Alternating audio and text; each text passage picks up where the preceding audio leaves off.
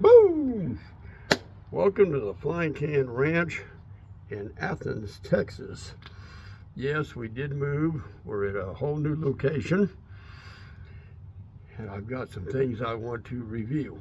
Now, the move was crazy. A lot of bad weather. We had a lot of bad storms, and I had to move a potload of air guns on my own. I didn't trust the movers with them. And we had to buy a new washer and dryer, and we're still unpacking. And once we get unpacked, maybe we'll do a tour. But today, we're going to review something. And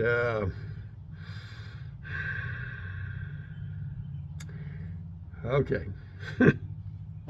I'll get some flack for this, because I have really talked some trash about a particular air gun thing. I'm sure it's just out of curiosity. Let me make sure. Does it really say on here?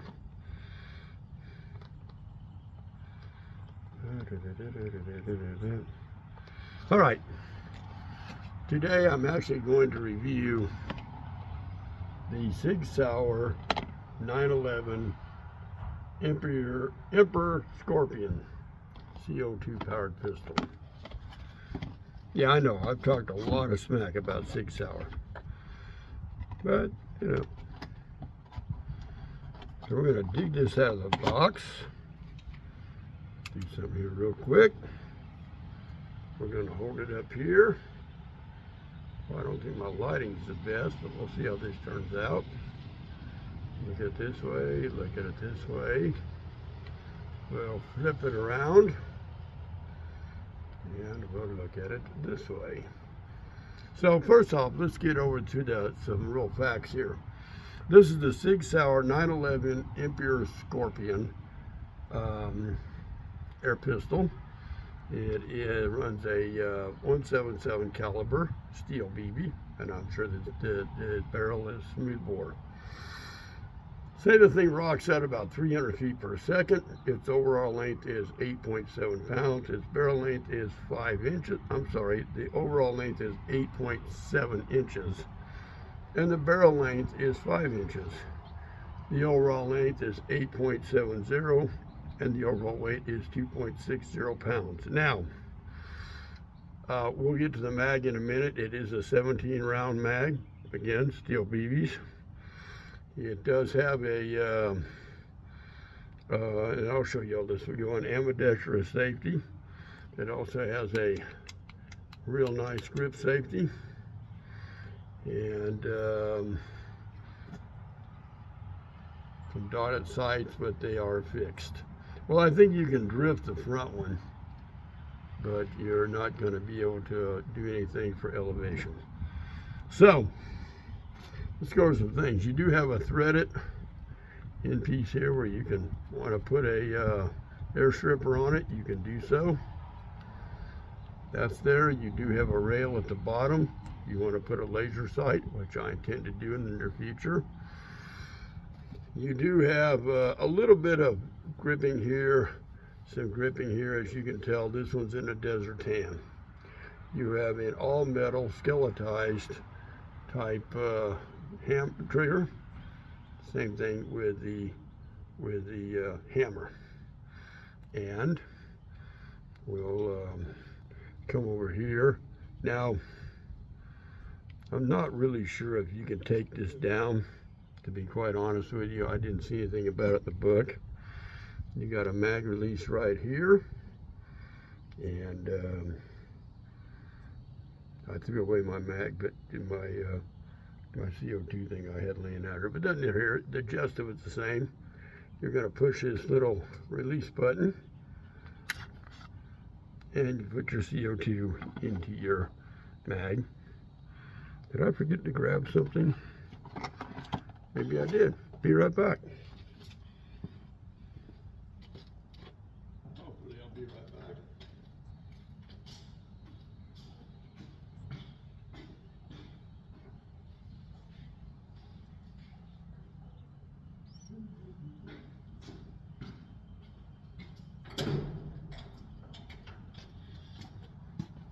Okay, so when you get your pistol, you get a little bag of steel BBs. and you get your wrench. So your wrench goes in the back.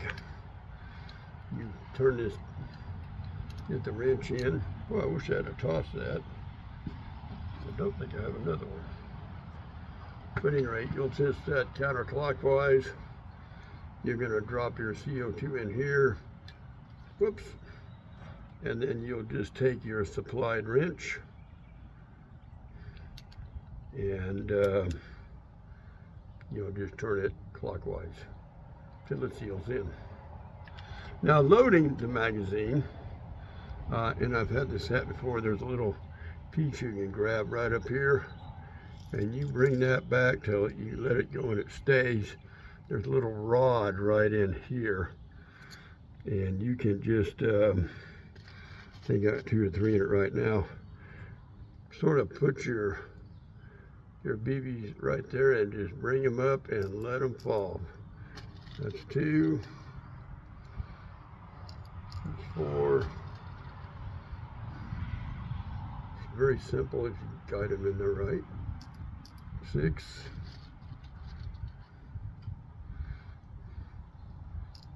8.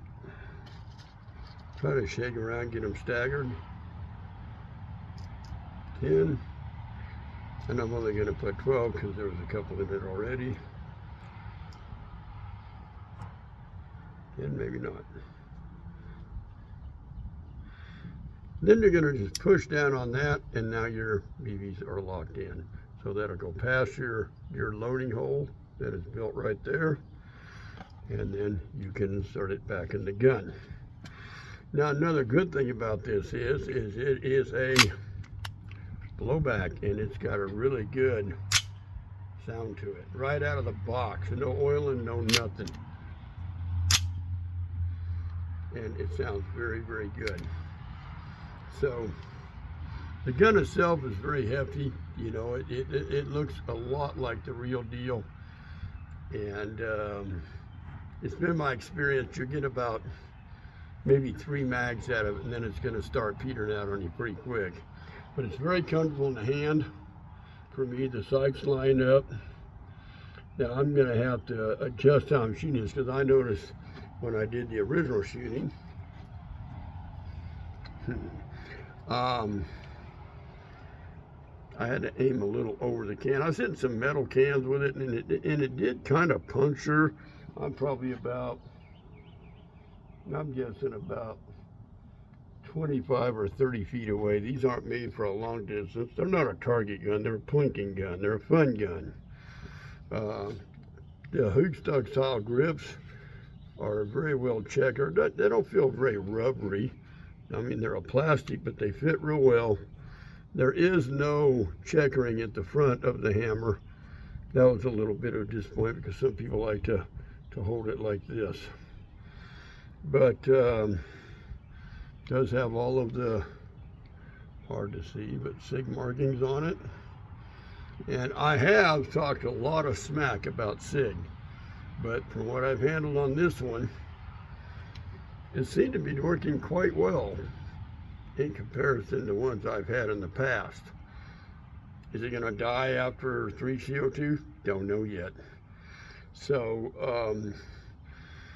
I wanted to put this out here. We just now there is some white stamping down here, and then there is a ID number right here. Other than that, it doesn't have a lot of gaudy stamping on it and all that and the other. And it will lock open after the last shot. Take your last shot, locks open, stops.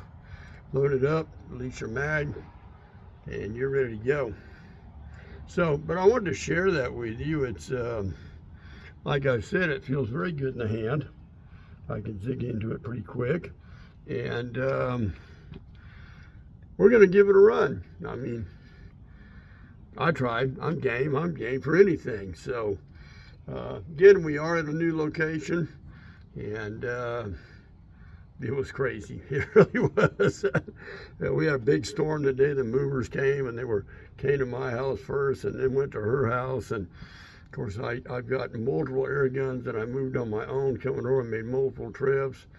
We actually had a tornado touchdown about 15 miles away from us, so that was kind of spooky wooky. And plus having, you know, I think I took like 4 days off, 3 days off. We moved on the holiday weekend, so got a lot of it done. So it was kind of like, now I got to go to work on Tuesday. Well, I took that following Tuesday after the holiday. On Wednesday, I got to go back to work, go back over to the old house, load up some more stuff, come back to this house. Then we had to get all the motorcycles moved over here. That was fun. So, I had to sell, well, I didn't have to, but I sold off, you know, 3 of them. I had a rat Harley I was fixing up. I let it go. I let my Magna go. I let my 850 rat bike go. And so, you know, I'm thinning out the herd a little bit, but most of them are parked in the shop behind me. Awesome shop. Later on, I'll share that with you. But in the meantime, I'm going to get this posted up. Again, I wanted to show that to you. I like it so far. You know, it opens right up. You see right in there. Feels very much like the real deal. And we'll get it ready to go. So, I'll get this one posted. I've got to get some CO2s, get them out here because I didn't grab those. And then once this one loads up, then we're going to do a shooting review on the follow-up video. Again, I usually, because I'm limited on equipment, I usually make a shooting review, or I'm sorry, a tabletop review, and then I follow it up immediately if weather conditions or I didn't get called out or something, almost immediately with a shooting review. So I'd like to say thanks for all my supporters, and I hope you all are doing well, and I appreciate everybody that's been watching the channel, subscribe to the channel. So that's how I do it at the Flying Can Ranch. Let's get this video loaded up and then get the shooting review done, and we'll be right back. Later.